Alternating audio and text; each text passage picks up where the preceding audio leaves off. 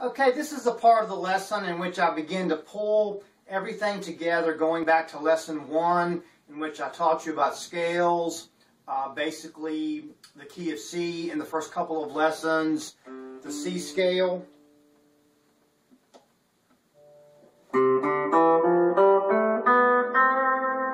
And we taught you about the AMI technique, how to apply that to scales. Taught you a tiny bit of chord theory and scale patterns in previous lessons.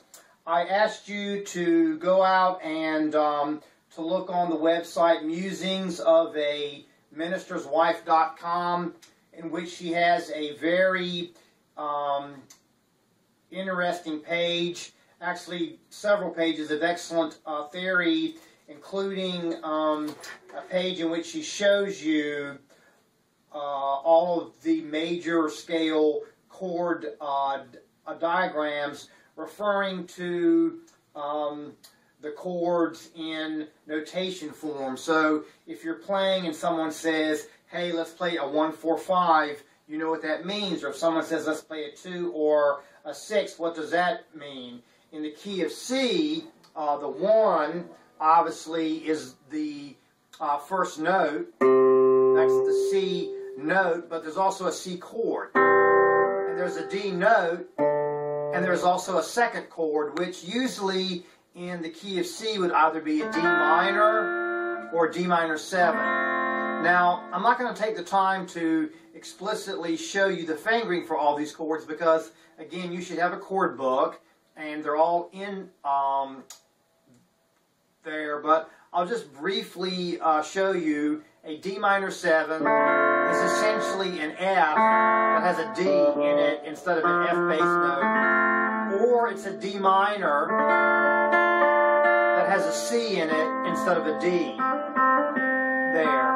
Those are two different ways of looking at it. Then you have the E minor, you have the irregular F, you have the G, okay, and that takes you 1 through 5. 1, 2, 3, 4, 5th chord. So the 1, 4, 5 obviously is a C, F, G, C, F, G, and that would apply to any key that you're in. In the key of D, you would be D, G, A, D, G, A. But again, if you look at this sheet, which was reflected in our last 2 lessons, this should be, well, it should make perfect sense. Okay? Then after we pass the 5th, we go to the 6th. You realize we've run out of fingers in our hand method. C, C, D, E, F, G. Well, we have to start all over again. We close our fist, open it again. The thumb now represents A. We're going into minor mode, A minor. So what is the relative minor of the key of C? Well, you know that we ended up with a G, so we open our hand, the thumb is an A. C, D, E, F, G, A, and then we only have one note left before we start all over again, B. And the B note, the chord that corresponds to that, is not really a B natural, because that would sound kind of weird in a C major key, but you can play a B diminished, which is B, D, and F. And again, all this is on your sheet. And a B diminished has a sound that resolves easily back to C. So the chords that we should know are C, D minor 7, or D minor, E minor, F, G, A minor, B diminished, back to C. Now what I've done to show you how all of these scale patterns work is I've recorded a little keyboard part that's nothing but just a continuous C chord with a little bit of embellishment. And I'm going to play along with that, but first of all I want you to contemplate something before I play along. Each of the chords has a triad that's associated with it. So one way that you can riff is to simply play the scale.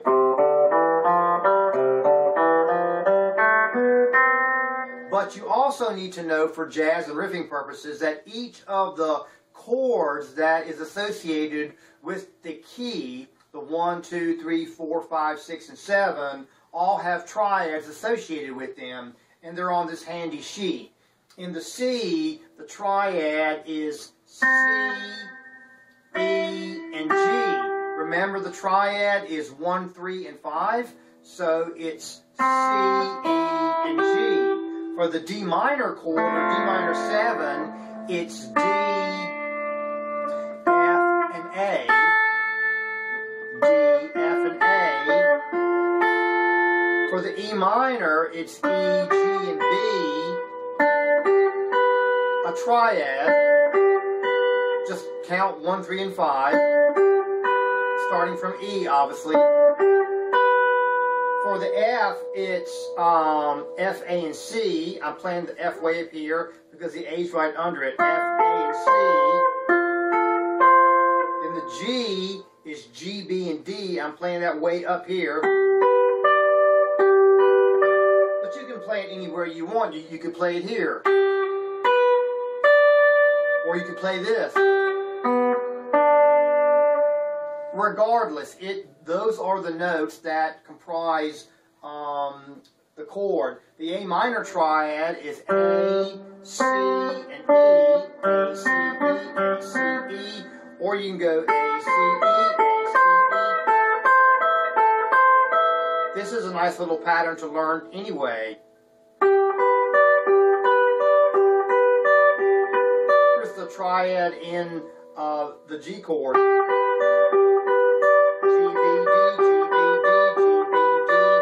Here's the triad in the A chord, just move it up.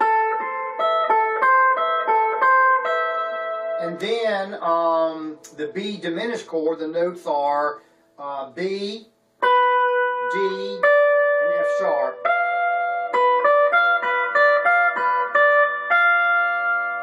And these are notes that you're simply going to have to memorize. Now, let's see what it sounds like when we put some music to it. And again, I'm just playing along with a repetitive C, and first of all, I'm going to use my C major scale to jam along with this, and then I'm going to do the triads of each of the chords, and we'll show what a difference it makes in tone.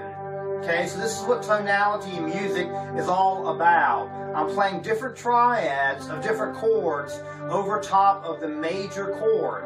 I'm not changing the background chord at all. I'm only changing the notes and the chords that I'm putting over top of it. And that's the essence of improvisation, and that's the essence of jazz. Listen to this. That's just a C scale over top of a C chord.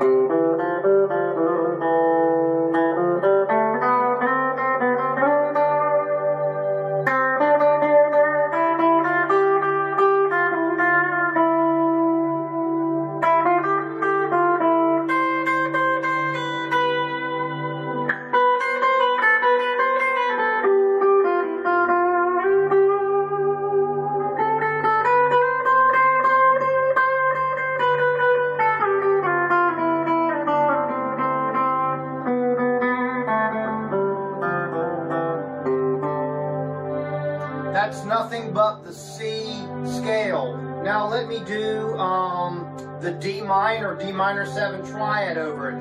D, F, and A.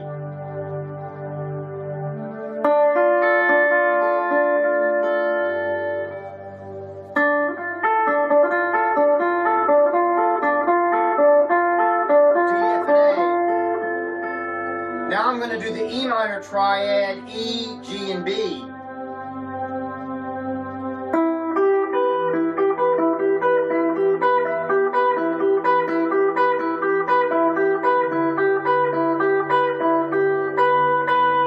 Now for the F, I'm going to do F, A, and C.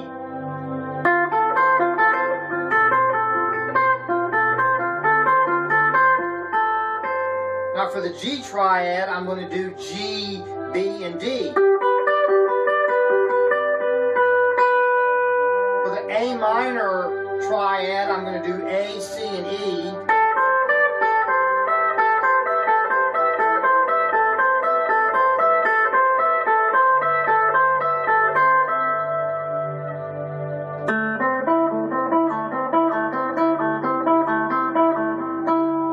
And for the B diminished, I'm going to do B, D, and F.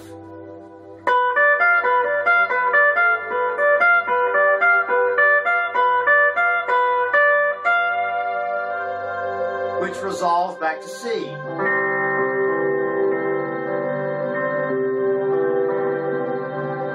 Now with those notes, we can wing it, and again, there's nothing but a C chord going on behind. Obviously in a song, you would change chords, but if you're in the key of C, any of these triad patterns will probably work as a starting point for improvisation.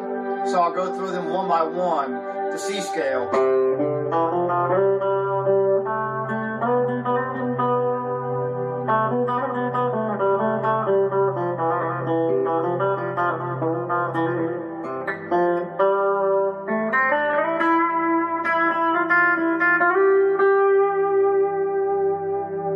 C triad, which is C, E, and G.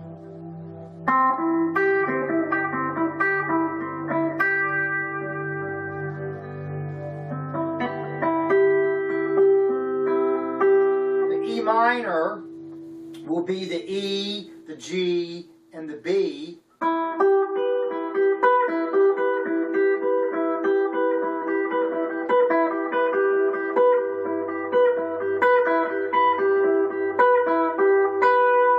F will be F, A, and C.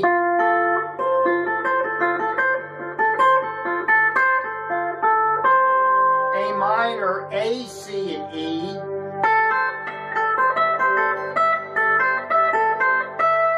B diminished, F, B, F, and D.